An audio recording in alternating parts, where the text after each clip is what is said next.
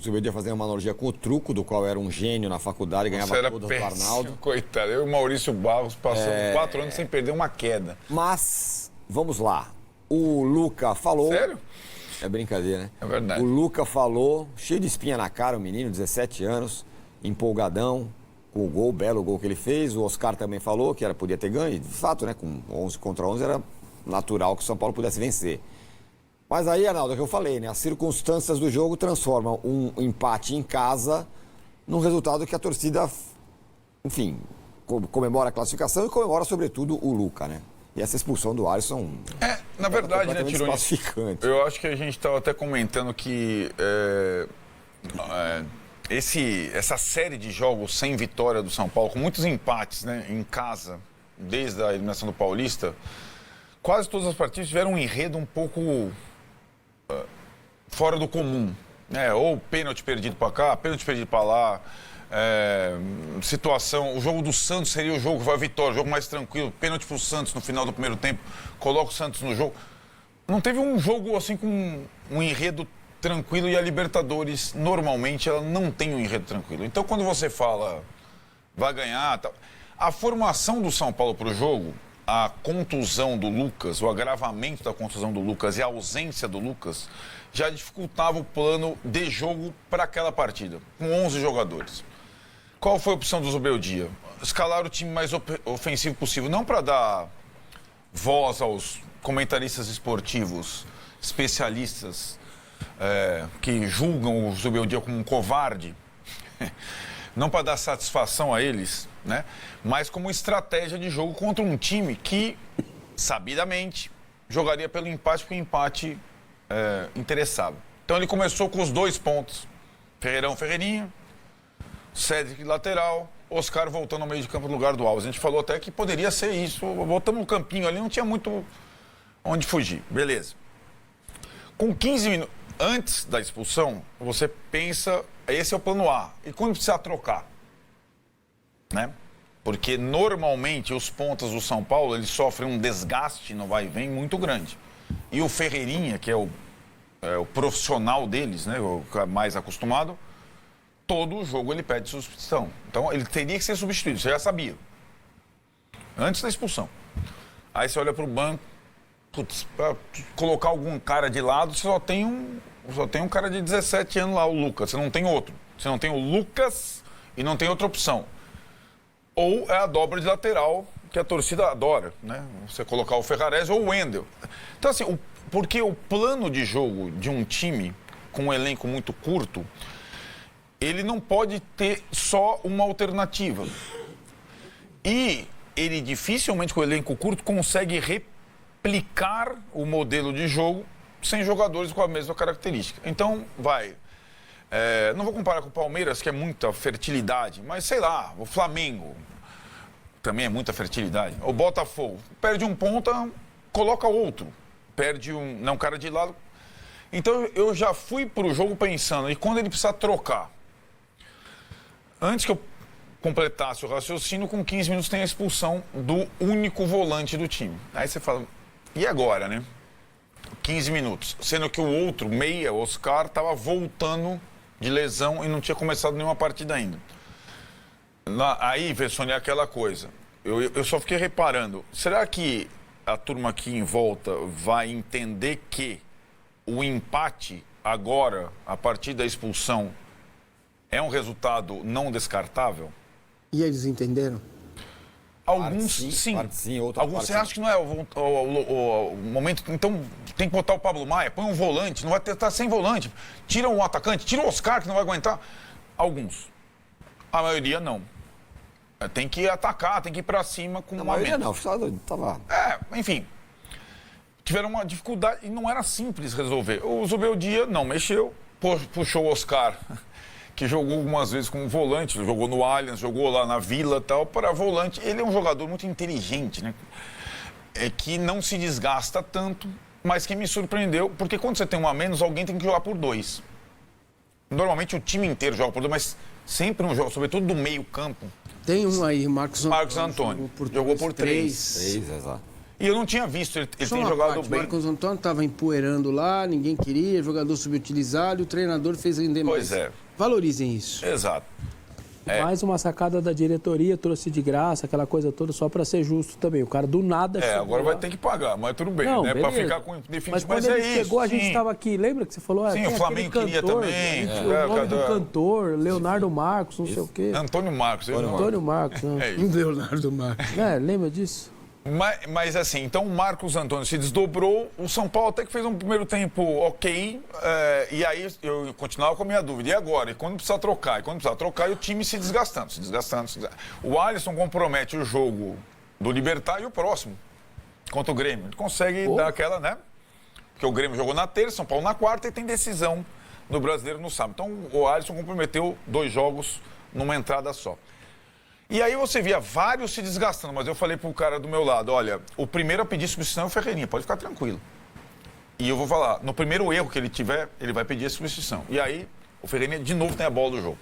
6 do primeiro do segundo quase tempo. um pênalti ali, né? Cara a 6 do cara. segundo, cara a cara. Ele perde o cara a cara e começa a mancar. Eu falei, olha, Perde a confiança. daqui a pouco ele vai cair no campo.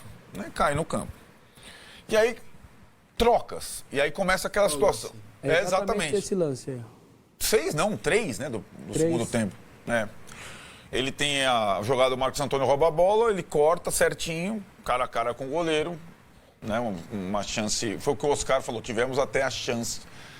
A partir daí, tendo que mudar, aí já ficaria mais complicado.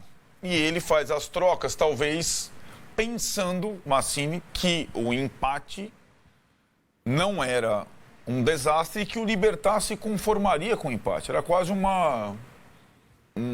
Mas estava pacto, conformado, né? um pacto, né? O Libertad não fez nada para ganhar o jogo. Sim. Teve uma bola, Então, aí... o forte deles. Exatamente. Aí, o São Paulo já com o Ferrarese e com o Pablo, o Cédric erra uma bola banal, comete uma falta banal na cobrança.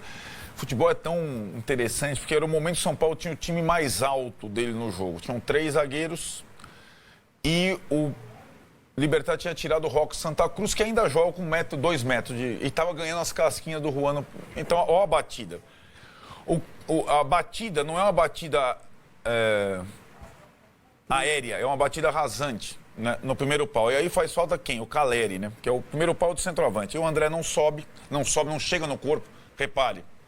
O cara antecipa. O André, os zagueiros estão todos com os mais altos. Essa batida destrói Ó a batida. É muito fogo. E aí, cara, o que o empate servia, não servia mais. Nessa hora, já estava na beira do campo o Luciano, que ia entrar provavelmente no lugar do Cédric. E aí, além do Luciano, no finalzinho entra o Luca. E o Luca tira aí um coelho da cartola e empata o jogo. E aí o que o Vessone falou, talvez qualquer outro jogador, se o Luciano tivesse feito 1-1, o impacto não seria o mesmo, né? Porque tem a adoração da questão da galera de Cotia, e de fato o menino faz uma jogada que o Ferreirinha talvez não fizesse. O Ferreirinha talvez fosse para um drible a mais.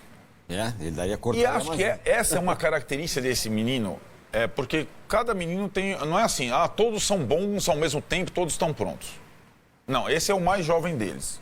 Não é só pelas espinhas. Ele Até o corpo também ele é 2007, né? Os outros são 2006.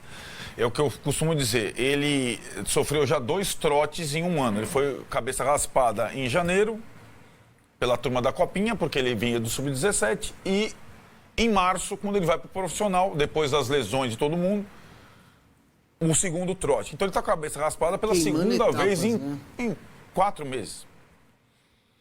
E ele teve, curiosamente, 2 vezes na beira do campo para entrar e outros tiveram que sair e ele voltou. Não sei se vocês viram essas cenas, né?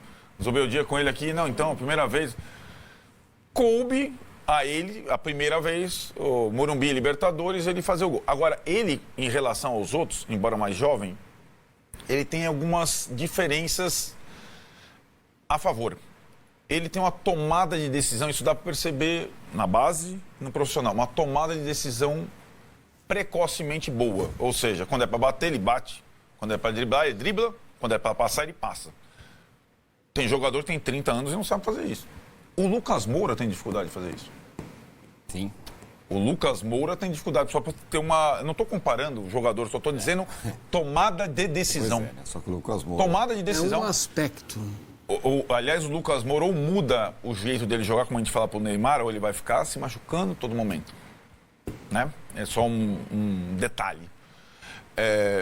E ele não estava o Lucas. E ele empata o jogo, aí tem uma questão assim, o São Paulo talvez ganhe uma opção a partir de agora, como ganhou com o Ferreirão, como ganhou com o Alves, como ganhou com o Rian, mas se você reparar, o Alves já não entrou ontem, porque começou a oscilar, o Mancini falou, contra o Palmeiras ele não pegou na bola.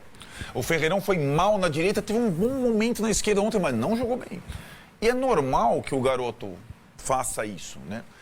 Ah, mas esse cara fez o primeiro gol na primeira partida dele na Libertadores. Ah, putz, meu, isso aí é um cartão de visita que é um crachá pro resto da vida. Não é. Não é.